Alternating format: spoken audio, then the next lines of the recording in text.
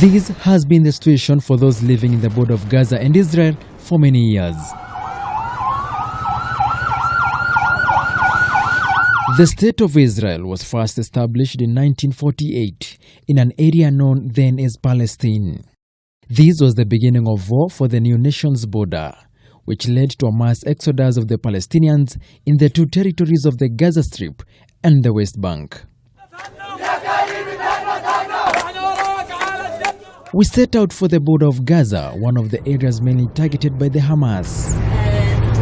Along the highway to the Gaza crossing point, we are shown patches of burnt grasslands, signs of a recent attack.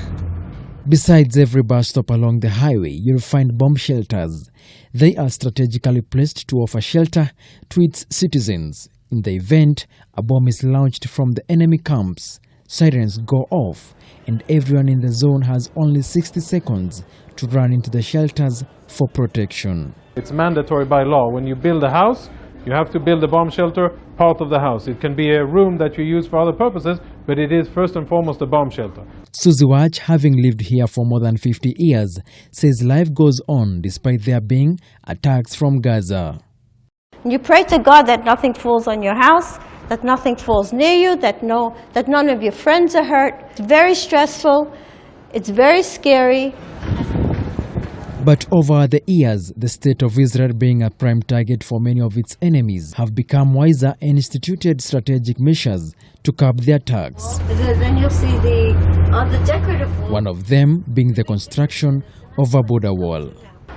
The wall behind me separates Gaza and Israel, and at this point, the Israeli government makes sure they check the goods going out of Israel and the goods coming in from Gaza.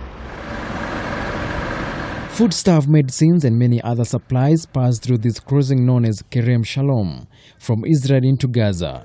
However, despite Israel collaborating with Palestinians, trust and love is not part of the game. Nobody is happy about the situation in Gaza. We see the humanitarian suffering on the other side. We see civilians suffering and are very far from being happy about it, because we know that that is a volatile situation that has the potential of influencing Israel as well, other than just suffering. Kenya began building a security wall along its border with Somalia some years back in a bid to keep out Al-Shabaab and boost security after a wave of attacks that claimed scores of lives. But the project is yet to be completed. The idea is to work intelligently. So it's a combination of intelligence and very smart technologies to prevent or to avoid terrorism. The State of Israel has designed and developed the Iron Dome missile defense system in response to the threats it was facing from short and medium-range rockets and mortar shells fired by its enemies.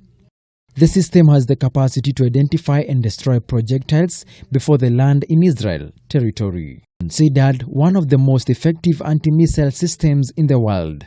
We choose which rockets or mortars we want to intercept based on the trajectory and where it's supposed to impact.